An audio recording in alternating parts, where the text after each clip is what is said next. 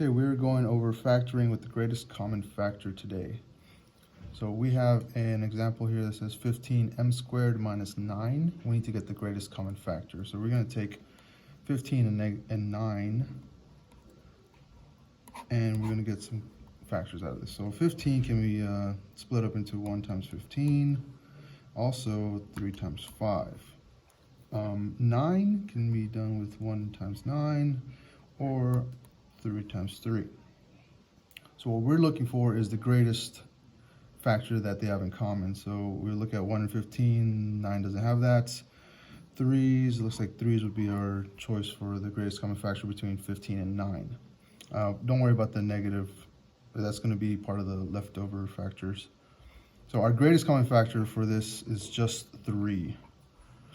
If you look, 15 has m squared on it, but 9 does not, so we don't have to take a greatest common factor for the variables. So all we have right now is one factor, which is 3, and the other factor is essentially the leftovers.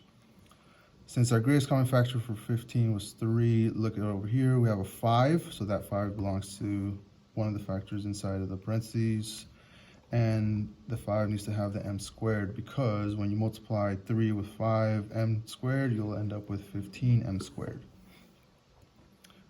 In order to get negative 9, our greatest common factor was 3, so this needs to be a negative 3. This guy and this guy appear inside of the leftovers. Okay, so this right here is our factor form of this guy. Let's go over number 2. We have 3 terms. 4w to the 5th minus 6w to the 3rd plus 14w. So let's do our little factor table. So 4, 6, and 14.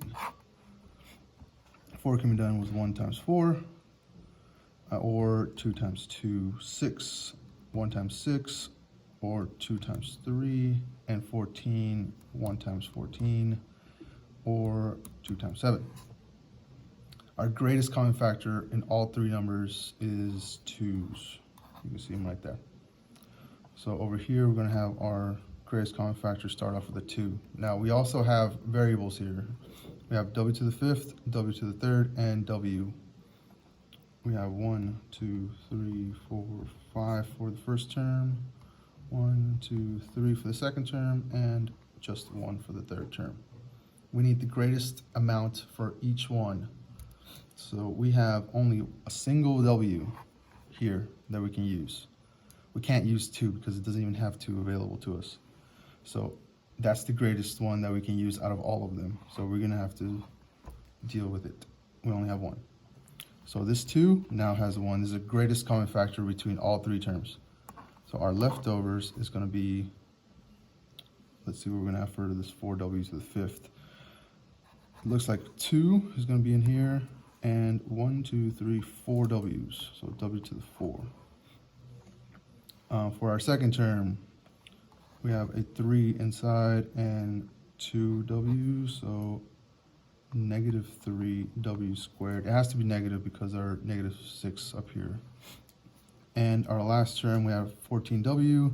We already used one of the w's, and the matching number for this 2 was a 7, so plus 7w. Oh, I'm sorry, no w, because we already had w outside. Okay, so one more thing I need to clarify.